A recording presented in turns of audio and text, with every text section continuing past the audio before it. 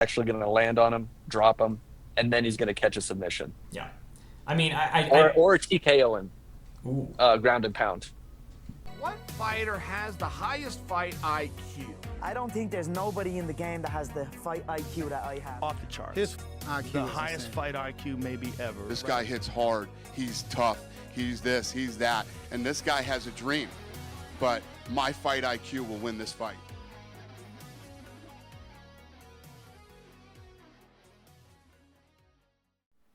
Welcome to another episode of the Fight IQ podcast. Today we are doing a recap of the recent card UFC 314 that happened this past weekend. Wanting to start at the top of the card, we had Alexander Volkanovski versus Diego Lopez. Alexander, now a two-time champ, the first to do it in a men's division at 35 years of age or older. Second time doing it, probably, looked just as good as the first time. Definitely was the Alexander Volkanovski we've seen as of late. Yeah, man, a really good veteran performance Yeah. by Alexander Volkanovski. Really felt like Diego Lopez should have had a lot more weapons to use in this fight. I thought so I feel too. like I thought he was going to have a lot more weapons to kind of deal with Volkanovski if he decided to, have a really movement-heavy game plan, Mhm. which he's done quite a bit against power punchers. Yeah. Um, I think the main thing Diego Lopez could have done to like really make this fight a little bit easier was, throw more left hooks because Volkanovski was always circling away from his power, Mm-hmm. and circling towards the lead side. Yep. And I really didn't see Diego until the fifth round start throwing lead hooks to kind of steer him away from going that direction. Even like a spinning back fist, something. If they're always moving this way, like start giving them a reason not to move away and start steering them back into the shots you want to throw, Yeah. kind of deal. And I just felt like Diego Lopez really had no answer for the footwork, like cutting off the cage or just like the way he was circling. Mm-hmm. It seems to be a common thing in that camp too, because when Irene Aldana fought Holly Holm, it was like the exact same thing. Mm-hmm. Holly Holm was just using a lot of side to side movement, and that gym just really has like no game plan to like they just follow people. They don't cut the cage off at all. And they're just walking in circles and they won't make adjustments mid-fight either. Yeah. I just don't know how like a corner can watch that championship performance and not be like, all right, let's cut the cage a little bit better. Let's start steering them away from, the left side a little bit more. And then just trying the same thing for 5 rounds and then just hoping he's going to stand and bang with you, which is not the best idea. Yeah, that was an interesting one there too, because you started to see Diego have a little bit of success with it, where Volk is notorious for that straight pull, where he'll come forward and he pulls back and he pulls back straight, and he's gotten caught with it before. He got caught with it in this fight, and then Diego Lopez never really seemed to try and take advantage of it again. Like once he found something that worked, it worked, and now I'm not going to do it anymore, or I'm going to try something else, and then I'm not going to go back to it. And I feel like that was a couple moments there. And I was surprised that Diego didn't even really consider grappling. It seemed like there was no intention of the game plan to go to the ground. Maybe it was because it was his first 5 round event. He was really trying to pace himself. That was kind of the running narrative, was that he's just making sure he doesn't gas out. And I think, unfortunately, in this fight and against this opponent, you can't really afford yourself that much time, because once Volkanovski starts to pick up that momentum, it's really hard to catch back up. Mm-hmm. And the fact is Volkanovski even engaged in ground game with him, and he didn't really seem to have much for him. And I'm kind of surprised that Diego wasn't more willing to try and throw up submissions and things like that, because we've seen him do it before. Yeah, he's really good on the ground. I think he just saw Craig Jones in the corner. And And then just he was just like, panicked. yeah, man, I'm not fucking with that, dude. I see that blonde head in the corner, dude. Fuck that. He's like, hey man, I need my Um, knees tomorrow, bro. We can't do that. yeah, I was pretty surprised to it too, because Yeah. all he really did was just try and like run into him really, Yeah. and then just hope that he would get into these pocket exchanges. Yeah. Um, Volkanovski ultimately was the one making all of the reads to keep Yes. himself safe and do all the right things in the fight. Like he saw where things were not going his way, and he's like, Mm-hmm. okay, I'm not going to do that again. Yep. Typically Volkanovski likes to engage a little bit more into clinch work, and when that happened, Diego Lopez immediately went to that single collar clinch Yep. that we were talking about in the predictions. And he felt he's very comfortable there. Volkanovski's like, I'm not going to give you that chance again. Right. And then Volkanovski was a little bit more willing to engage in the pocket boxing until he got dropped. And then after that, Mm-hmm. he's like, all right, no more, He was very disciplined and, Yep. not engaging where Diego was going to be strong. Yeah. Um, And I think that's a fight IQ differential, right? Where mhm. Volk is that guy. He's been in enough of these at this point to really know that, okay, if I need to adapt, I need to do it, and I need to do it probably right now. And he's Yeah, willing to make those changes mid-fight if he needs to, or he's willing to, remove parts of his game if they stop working for him. And yeah. I don't know that there's a ton of guys out there that are on that level of being able to do that with him. So I'm not surprised that it went this way. It does raise questions of, are we just going to continue to kind of see the same featherweight division we have for a long time? That being said, I think this answered a couple of those questions. It sounds like Volk wants to be pretty active, and it sounds like he's willing to give Evil a go pretty quick. Heck yeah, man. I mean, that's a great matchup for Volkanovski. Yep. One of the great things about him as a champion is that you just know that he's a very intelligent fighter and he Yes. has the skill set to implement whatever he wants to do.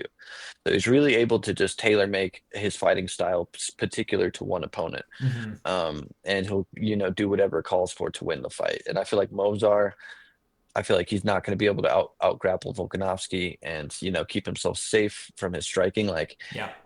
even in the Diego Lopez fight, Alexander Volkanovski's jab was insane. Yeah. Like he was landing it like moving forward, moving back. He was Mm-hmm. landing it like in between. Like when he would throw his shots, he would land it like an intercepting jab. And honestly, I was so impressed. Like those last few rounds maybe might not have been the most exciting Yeah. because Volkanovski had gotten dropped and he wanted to play it a little bit more safe. Mm-hmm. But what you can pick up from those rounds is how he was able to keep himself safe by using that jab and a lot of footwork there. So you can just tell that he's always getting better still, Mm-hmm. even at I think he was 37 now. Yeah. Yeah, so it's great to see, honestly. Yeah, really good one. Moving down the card a little bit, another thing that was great to see: Michael Chandler versus Paddy Pimblett. Arguably fight of the night, I think. Definitely performance of the night. Paddy Pimblett looked like that guy. Yeah, dude, he beat the shit out of Michael Chandler, man. Who could have called that, right? Who who could have said that was gonna happen? Um, but yeah, dude, honestly, it was a masterclass performance from Yeah. Paddy Pimblett. I kind of I don't want to say I called it, but I did say that Michael Chandler was going to be an idiot and essentially grapple his way into a loss. Yeah. I didn't think he was going to, essentially blow out his gas tank, grappling in the first two rounds. I No. thought he was going to grapple and then get submitted, but in the first round and in the second round, when he was throwing all those suplexes, you can really tell that he was not able to recover, like conditioning wise, Yeah. because Patty's not a grappler that chills on his back if he gets taken down. Yeah. He's not somebody that's going to be resting. If you're grappling him, he's going to be making you work. He's going to Yes. be elbowing you. He's going to be being like difficult to hold down. He's going to be chasing submissions, trying to improve position. There's a lot of like quote unquote black belts. And once they get taken down, they're just chilling. Yeah. They don't do anything. They don't try and get up. They don't try and threaten. They don't try and hit you. Patty's not that type of fighter. So it's like if you're trying to grapple with him, you're going to be expending energy. You're not resting. Mm-hmm. And you can tell after the first few grappling exchanges that Michael Chandler initiated, Yeah. he was kind of cooked. Yeah. And if I were to be building up a game plan for Chandler, and it might not have even worked because Patty's striking was fucking awesome, Yeah. um, it would have been to use your explosivity to land the big shot on Patty before Mm-hmm. you started grappling. But instead, I felt like you went to the grappling really early, used a lot of really important energy early in the fight, Yeah. and just wasn't efficient with his energy, and that's what ultimately slowed him down to get pieced up more by Patty. Because now your like power punch threat is gone because you grappled way too much. Yeah. And it was interesting to see too. Patty was one of those guys that took the approach of making sure that Michael Chandler never started to get that momentum going. Like every time that Michael Chandler would kind of start to get that little like heavy movement forward, start throwing those big bombs, Patty would stop him. He would Mhm. do something with, whether it was an intercepting strike, whether it was a teep, whether it was a leg kick, he would kind of never let Chandler get the momentum to start throwing those shots. And it really kind of put Chandler at range where he didn't seem to be comfortable because he wanted to cover so much ground to be able to try and land those strikes that if he can't, pass that void, if we're going Demetrius Johnson here, Mhm. he couldn't get across it. He couldn't get there with the power that he needs to throw those shots that Michael Chandler finds success with.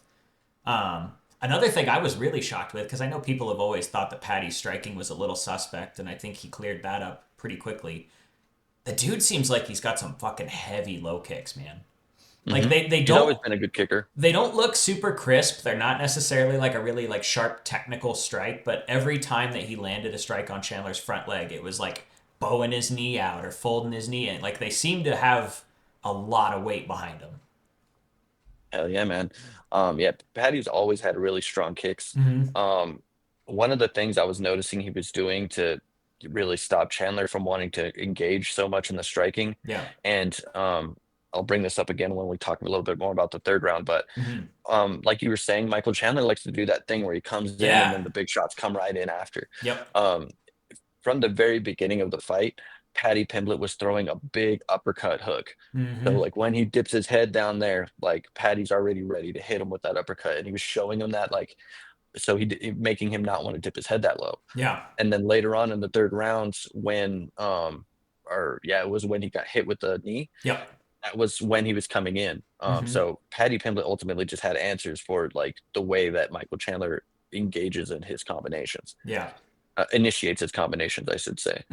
But yeah, man, honestly, it was just a great performance from Paddy. Yeah. The ground and pound was really brutal. Awful, man. Awful. And that's just another thing that is really sick about him as a grappler. Yeah. Is if he knows you're just going to defend the submissions, he's going to threaten you with them. But ultimately, he knows it's like, okay, I'm gonna threaten the submission, get you to like move this way, and then I'm just gonna beat the shit out of you. Yeah. And those 12-6 elbows he was landing on Michael Chandler, slipping through the guard. Yep. Even from the back, the way he was hitting him from all those different angles. Yep. Like some of the craziest ground and pound I've seen in a long time. Yeah, it was very impressive, and I loved the way that he mixed in the takedown or the submission attempts with it. Where it was, the moment he started to shell up, we're shooting a hand through, trying to get around the neck. You start fighting the hands there, it immediately comes back and it opens up those shots again. And he was just kind of flawlessly switching between them to kind of keep Chandler preoccupied with the wrong thing. Absolutely, man. Yeah. Great And fight. ultimately, man, if you're a grappler, like you should be striving to kind of have that style. Yeah. It's like if you're just a jujitsu guy, like you should be using your strikes to set up your submissions or vice versa, using your submissions to set up your strikes. Yeah. Instead, like people will sit there and they'll hunt the fucking rear naked choke from the back for 4 minutes, Yep. not throw a single strike or throw those like weird like punches to the front of their face. Yeah. And even people like Charles Oliveira are guilty of this, just being stagnant in positions and like kind of just letting people stay there. Like I've never. Michael Chandler picked him up, walked into the center of the ring, and dumped him twice with him on his back in a body triangle, right? So it's like, I guess if you're willing to just be there for the ride. Yeah. But ultimately, man, great performance from Paddy. Where does Michael Chandler go from here, man? I don't know. It seemed like he took so much damage. He's really up there in age now. He's been silent on social media. Yeah, that's the tell that I think he's probably gonna hang him up, bro. Something crazy probably happened, like damage wise. Yeah. Because I just rewatched the fight this morning, and the 12-6 elbows that were landing, like while he was showing up at the very end of the fight, like just going straight into the center of his face that just got kneed like crazy. And then dude, not good. Bad news. Bad news for Michael Chandler. I think retirement I think maybe is something to start talking about. He's been not so awesome. I think he's won 2 in the UFC, and he's had I think 5 or 6 fights at least. He's 2-6, bro. Yeah, so we're not talking about a great record. It's been a fun run, but the longevity of the human is something we got to start thinking about now, not so much the fighter. Dude, I feel like you give him somebody like Chase Hooper at this fucking point, dude. Like, You could, if you want to if you want to keep him around, bro, give him Chase Hooper, bro, at least or something. Give somebody that's up and coming a shot at like, getting a little shine from your name at least, or like, you get a good win. But somebody outside the top 15 trying to make their way in, or something like that. Maybe not even Chase Hooper, but he needs to be looking at those kind of opponents, bro, because like at this point he's kind of in like that. Who can he beat, in the top 15? Yeah, he's starting to feel a little bit like a Cody Garbrandt, where you put him up against a certain level of competition, something horrible happens to him. You drop it, you drop him down a couple levels, you get maybe, that grab the fence, fucking throw the rear hook kind of knockout that we hope for, and it's like, okay, cool, hey, Cody Garbrandt's back, We might need those kind of fights for Chandler now. He's near in the same category, if not worse than like a Bobby Green. Where we're making names off him now. Maybe that's the fight we Bobby do. Green, Michael Chandler. That's a Mhm. great fight. Let's do it. I think you should just hang him up, bro. That's a lot Be of done. damage. Be done, man. It's Mhm. okay. It's okay. There's other shit. Go be a Yeah, because Charles CrossFit gym Oliveira owner beat the or shit out of him something. too. Yeah, man. All of his fights, they're wars, man. He loves his wars, but it's hard. It's hard on the body. Mm-hmm. On the other side of it, what do we do with Paddy? Oh man, dude, I feel like the fight to make would have been Paddy Ilya. Back in the flouty mouthy, clouty, like what? Unsanitizer, boy! Fuck you. I feel like that would have been sick if he called out Ilya because Ilya is floating around in the void. Yep. They have a lot of heat there. Mhm. They would have two of the highest win streaks at lightweight since Ilya is now going to be a lightweight, going at it for the number one contender shot. Like, I feel like that would have been a perfect fight to kind of keep them busy. Yeah. Because there's Justin Gaethje up there, you know, Armin Sarukian, Yep. Max Holloway, Charles Oliveira. All these people are kind of floating around up there, just kind of seeing who's going to get the next shot. Yeah.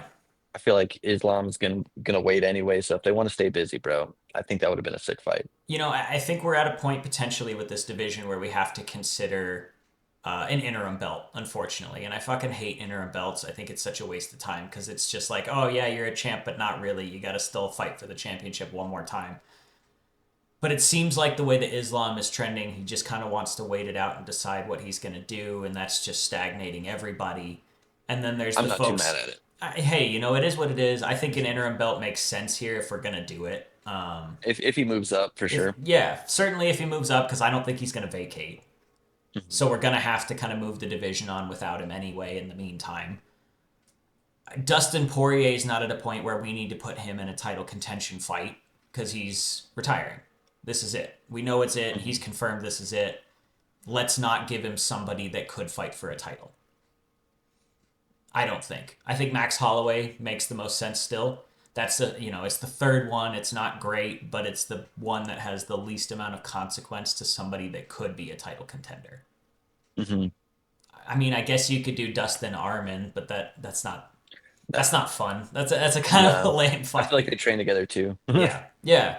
And I don't think giving Dustin Paddy makes a ton of sense right now. I mean, that's a rough way to retire potentially. Yeah, man. I feel like Paddy Pimblett could have trouble with a style like with Dustin. I feel like the striking style, the style that are going to give Paddy like problems are going to be like sharpshooters, Yeah. really good boxers, Yep. people that aren't scared to, because when Paddy throws his hooks, which is one of the main strikes he likes to throw, or just arcing shots in general, like uppercuts and hooks and stuff like that, big shots. Yeah. The second you find someone that's really willing to like shell up and then counter, throw shots back at you, catch and counter, Yep. like Dustin Poirier likes to do. Yep. I think that's what somebody makes like Rufy. the Ilya fight is compelling for that reason too. Mm-hmm. Ilya is Exactly. definitely Somebody like way Ilya. more of a sharpshooter, right? Mhm. As far as if we're talking about Paddy versus him. But we've seen that, Paddy has other weapons to deal with things like that. So I think that's a really fun fight. Yeah, man. I think especially it's since got the Ilya most can grapple. Yeah, and it's got some marketing behind it. They've already thrown hand sanitizer bottles and shit at each other, so it's the material is there for the pressers. Yeah, and since that moment, bro, neither of them have lost. I mean, they're both undefeated in the UFC. Yep. So since that, their paths have like kind of went away from each other, and now it's crazy how they're coming back. Yes. So even if we could do that for a title shot, bro, that'd be crazy. Now Like we're talking. I really hope we see that matchup because it's always been interesting. It's always one I wanted to see. Yep. Especially when Ilya moved up to fight Jai Herbert, I was like, yo, this is gonna set up the Paddy fight. Let's go. But it's the long game. Yeah, so I think that's the fight you make. I think so too. Moving down the card, Yair Rodriguez versus Patricio Pitbull. I mean, just a great performance from Yair. Just really put on a showcase for sure. Yeah, dude, I feel like Pitbull, just really had no answer Yep. for Yair, and he just stayed at kicking range, Yep. the whole time. He's like, I'm just gonna hang out exactly where you're the most dangerous. I'm And gonna hang out right here and that just made eat no all the kicks. sense. It made no sense Yeah. because he didn't have the reach advantage to even land at that range. His attempts to, I mean, the most success he had were the times where he closed the distance and got like a body lock on him. Hmm. When he started to like shoot for takedowns and actually made contact with Yair were the biggest moments Pitbull had in the fight, and he did it like twice.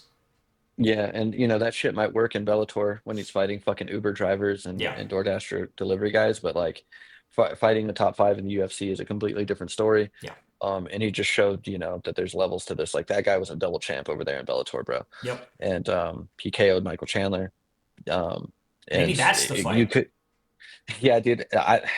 If he Michael moves up from Chandler Pitbull at 145, 155. yeah, they do the trilogy, bro, that nobody wanted to see.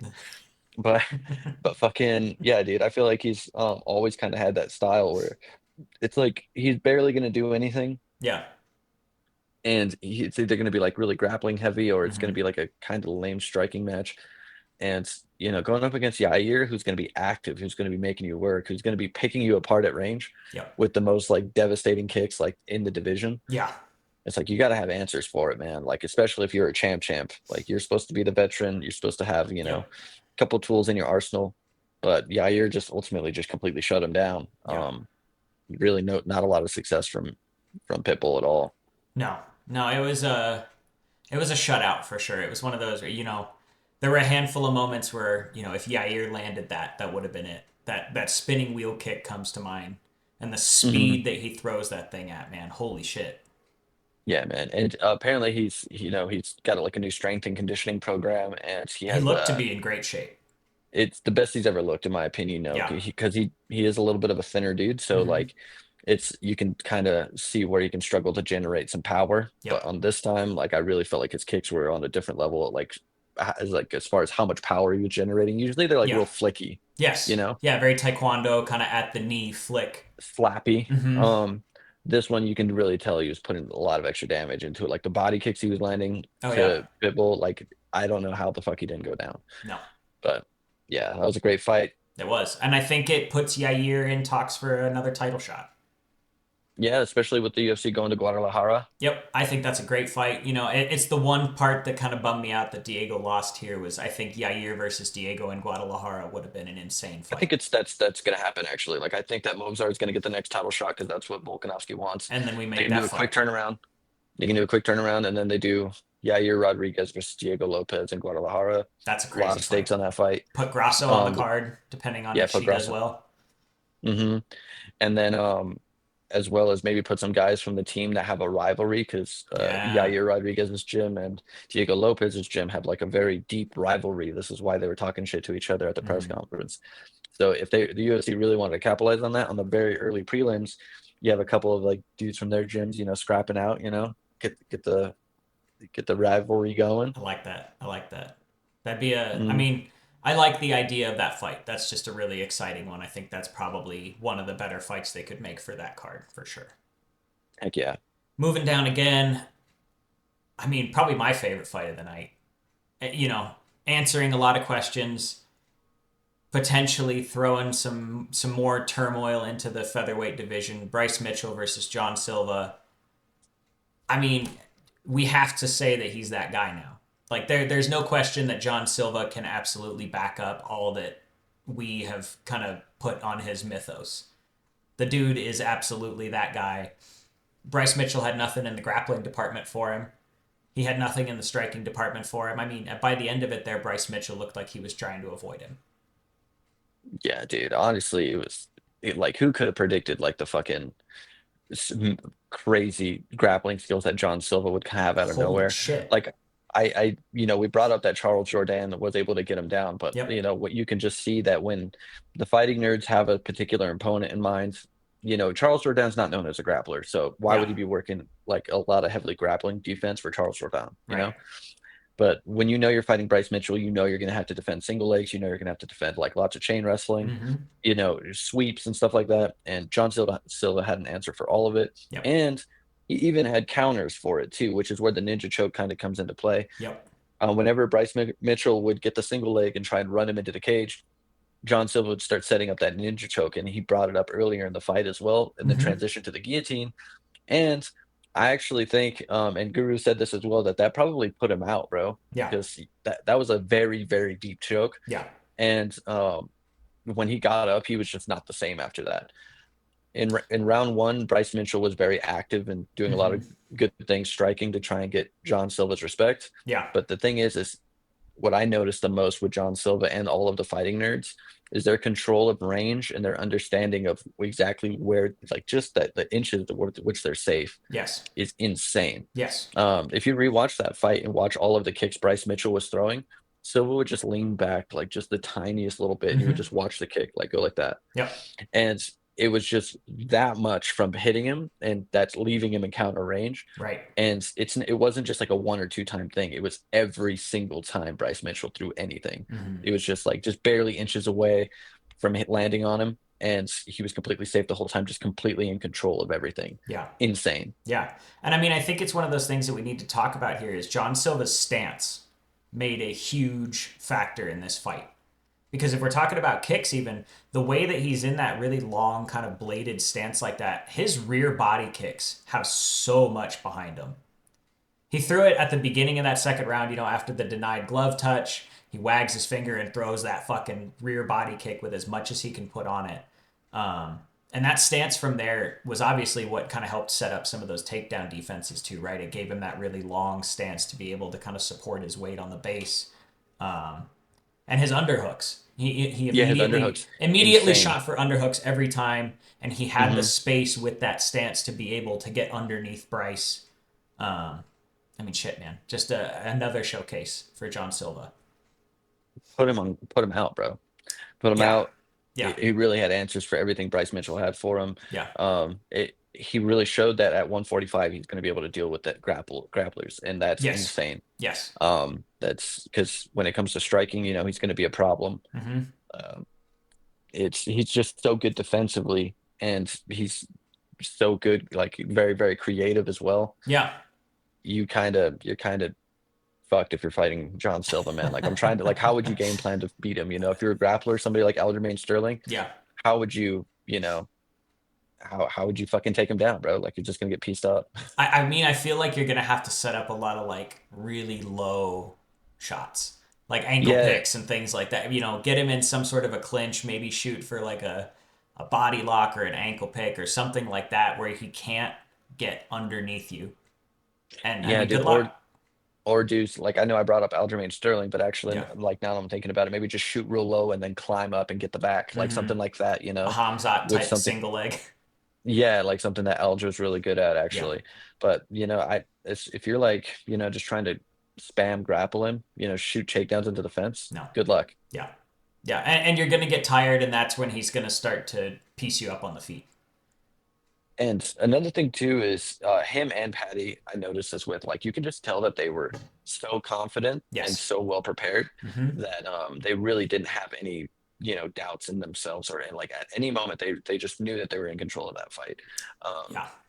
Especially with John Silva, I feel like he knew that Bryce Mitchell had nothing for him. Even in the first round, bro, where he just stood up against the cage, he's like, bro, hit me. Like, I know you're not putting me out. Like, Bryce Mitchell was like, no, I'm good, bro. Well, it's an interesting thing, too, and I've kind of started to notice this, and maybe I've not been paying enough attention for as long, but the Fighting Nerds corners, especially in between rounds, seem very minimal. I don't remember, like, ever seeing a corner cam of John Silva's corner where they're telling him a whole bunch of shit, or there's, like, a whole lot of instructions or game plan adjustments. Or, like, it doesn't seem like his corner feels the need to make those adjustments mid-fight. And it seems to be a characteristic of the Fight Nerds, because I can't think of a single Fight Nerd where their corner is like, oh my God, you have to do this, we have to do this, you got to start, like, there's never that. There's like an understanding coming in that it's like, we already know what we're doing. 100%, man. Yeah. Every Fight Nerd corner, like with the process ones and John Silva, I just kind of remember them just standing up, staring at their opponent, pacing back and forth. It's like, I don't need nobody. It's interesting. And I mean, hands off to the coach there, right? With the Alchemist really putting the team together that's putting on what they kind of promised they would. Heck yeah, man. Holy shit. Working down the card, man. I mean, this one bummed me out, but good for him. Dominic Reyes versus Nikita Krylov. I mean, that was peak Dominic Reyes again, right? Real clean counter strike. Holy cow. Yeah, man, he's back. Yep. That vintage, the Dom cross, Mm-hmm. that pull cross that he does is one of the best in the world. Like Yeah. that's if you're like thinking of all the techniques, like signature moves, like Dominic Cruz has that on lock. It's very similar to like Conor McGregor, honestly. But Yeah. he hit Nikita Krylov with it earlier in the fight too. You could tell he just had the read. Yep. And if you're somebody that blitzes in, just know that Dominic Reyes is gonna fucking catch you good. Yeah. And he even hit somebody like Yuri with it and like wobbled him. Mm-hmm. I know he called out Yuri after that fight. I think he should stay away from that matchup. You know what I'm saying? You don't think that's a good idea? I don't think that's a good idea, but I Mm. feel like he is going through a resurgence right now. I feel like Yeah. Dominic Reyes, like after that performance, like Krylov is so like high level as an Mm-hmm. opponent. He has so many, he's so dangerous, and He didn't Reyes look was like out. he had anything for him. Yeah, he just was able to shut him down. Yeah. So I was hyped for it. I'm glad Yeah. he's back. I'm glad he got another finish. I think you do him in like a top five opponent, I think you so. know, Why not? and then or maybe even like top seven, Mm-hmm. and then after that, if he puts on another crazy performance, you do like a title eliminator or like title shot, bro. Fuck it. Yep. Why not? I'm Hmm. kind of into it. The light heavyweight division needs some movement there, and I think he's a potentially an exciting one to mix it up if he could keep this going. Heck yeah. Yeah. Moving down the card, I just mostly wanted to talk about this fight because I think it has to be one of the worst robberies I've seen in a long time. Sean Woodson versus Dan Ige. Dan Ige gets a third round TKO. Um, I guess. I guess it was a TKO. I don't fully understand what happened there. The ref waved it off as Sean Woodson was standing back up. The shots didn't look that damaging. I don't know, man. I'm bummed about this one. That one made me quite upset. Yeah, man. That was I fucked think up, we both dude. picked Sean Woodson to win this one. Yeah, I thought he was doing great, but apparently he was down on all the judges' scorecards 2 rounds, which is crazy to me. I thought he at least had one of the first two. I thought so. Um, I thought that Sean Woodson's striking was looking really good. Mm-hmm. He likes to have really active hands when Yeah. he's boxing, which is something that Anderson Silva was really good at. Mm-hmm. And he just has a lot of different weapons to strike with. Yeah. I feel like he just needs to get a little bit more confident in throwing them. There was just a couple times where he would like show the front kick and like he would like kind of halfway put it out, Yep. and I'm like, yo, dude, if you would have committed with that, Yeah. you would have KO'd Ige right there. Mm-hmm. Because there was a couple times he like flicked it out like halfway, Yeah. didn't commit to it, and Ige's chin was right there. He didn't even react, Yeah. and it would have completely landed. So I feel like, just tiny little adjustments, and Sean Woodson's right there. He's very talented. But one thing that is probably going to be his Achilles heel at 145 is his durability, man. I just always see him getting hurt in fights, and his recovery is terrible. Yeah. Like he cannot recover that well. Every time I've ever seen Sean Woodson in trouble, it's like he needs to wait until the next round before like he's ready to like be good again. It is interesting. It seems like, yeah, he takes a lot of damage and he sustains it for a while, which is definitely not what you want to see. His recovery time's not quick. He doesn't seem to be able to shake the cobwebs out too quick, so that's always a bummer. I don't know, man. I mean, I guess this was a low stakes fight, right? This is a featherweight bout. It's not going to mean anything. Dan Ige's never getting near the top 15. Like, we don't need to worry about any of that shit. Mhm. But I guess neither Sean Woodson, right? If we're just getting TKO'd by Dan Ige, maybe we're destined for the lower half of the division. Yeah, man. I mean, I think this is the second time Sean Woodson has kind of gotten gate kept from the top 15, Yeah. and it sucks, man. Because he is pretty talented. I just feel like when it's time for him to shine, it's something happens. Mm-hmm. But like I said, I don't really think he would have finished Ige in the third round. Maybe he could have, but Yeah. I feel like Ige was going to win a decision if he didn't get that like bullshit stoppage. It is a bullshit stoppage, but I think Ige would have won either way, honestly. Yeah. Especially after I saw the judges' scorecards, I was like, yeah, fuck that, bro. Because it's one thing to win back the third round and steal the fight, but it's like another thing completely to just be down 2 rounds going into it. You know what I'm saying? Yeah. We did get to see Chase Hooper again. I liked that. Great fight. Really cool technical grappling fight, which was not always everybody's cup of tea. Chase Hooper's got some slick stuff though, man. That truck setup is pretty cool. And being able, I'm really honestly surprised, and maybe not, maybe I shouldn't be surprised that Jim Miller didn't tap to a calf slicer, but it was a deep fucking calf slicer that he held for almost the entire round. Chase Hooper's good, man. He's really good, especially when it comes to that ground game. It seems like he can really take advantage of that against people who are normally very high level grapplers. Jim Miller's no joke, right? He's got tons of submissions. He's a black belt. And I mean, Chase kind of neutralized him there. He almost had a twister several times. He was so close to setting up a twister on Jim Miller, which I think would have been obviously a much more impressive way to win this fight. But those forearms, man, got to strengthen those, I guess. Yeah, dude. Too much gooning, as he would say. Yeah. But I feel like, dude, yeah, Chase Hooper did great. Yeah. Another grappler that's not okay with just hanging out and not doing anything off his back, which is, Yep. like I said, I feel like if you're a grappling style fighter, if you're on your back at this point, like you should be working to and doing the things you need to do to improve your position. Yep. Chase Hooper is a great example of that. Even though it put him into danger on the second time, I remember he was on his back in one sequence and he, wrestled up and almost got caught in a guillotine. Yep. That's just because Jim Miller's a savage. That would have worked on a lot of other fighters. Yeah. But Chase Hooper ultimately is doing all the right things to improve his game overall. His striking's getting better. His grappling is, improving as well. And then you can tell too, even after the grappling exchanges, like sometimes people need a couple seconds to kind of be like, okay, I'm done grappling. Now let's get back to striking. Every time Chase Hooper would get out of these grappling exchanges and get back to the feet with Jim Miller, immediately back to striking, immediately throwing front kicks to the body. Yeah. It's just like a very, very well-rounded MMA fighter. And then he called out like another young prospect. And, so he can stop beating up these old dudes to kind of really solidify his spot in the division. And I think he's ready, man. I think we're ready to start, moving him towards the top of the division now. Yes. Yeah, I think we can start giving Chase Hooper some tests. Some fighters that are going to be with some consequence and potentially a ranking eventually here. He's definitely getting to that point. Like even Bobby Green. Yeah. Hey, title shot. Yeah. Title shot Bobby Green. Title shot off. I love it. That is the UFC 314 card. There were a ton of great fights on this one. Obviously, we didn't touch on all of them today, but I think we touched on the ones that probably have the most weight for the divisions that they're in. Featherweight's going to get a little bit more interesting here. Hopefully, Volkanovski can keep that active championship thing going here, and we can start seeing some movement to kind of shake out now that Ilya's up at 155. A lot of cool stuff happening. Hopefully y'all watched through the whole thing. If you did, let us know down below in your comments what you thought of the card. Like, subscribe, and we will catch you next time. Peace.